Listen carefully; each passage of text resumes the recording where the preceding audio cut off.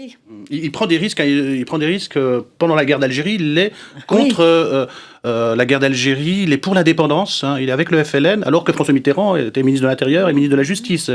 Pour Algérie française. D'ailleurs, c'est sur la question algérienne que Michel Rocard a mobilisé énormément de gens, plus jeunes que lui même, qui se battaient contre cette guerre épouvantable. Ça a été le point de départ. Il est le premier à avoir le courage de dire qu'on a déporté ou déplacé 1 million d'Algériens.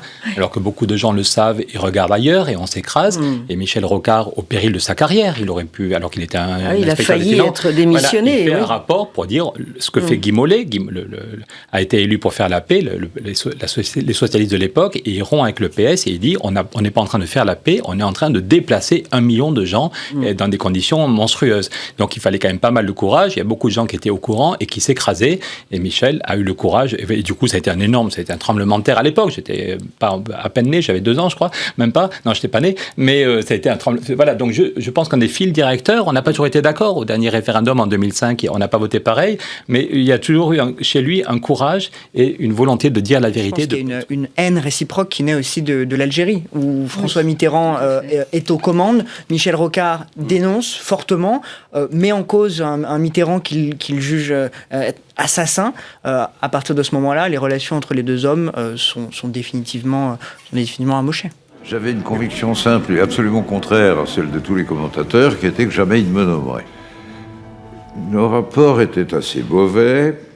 Nous étions des hommes de fabrication profondément différentes. J'avais surtout, dans le Parti socialiste, mené combat contre lui au nom de la non-pertinence, à mon avis, de toutes mes intentions économiques. Et ça, c'était pas bien.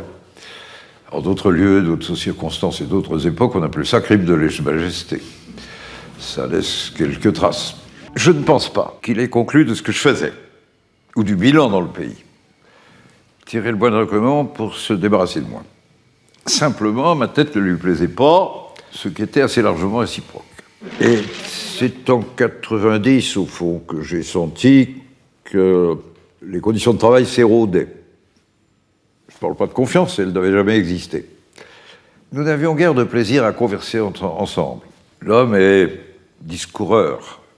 Il y prend même plaisir.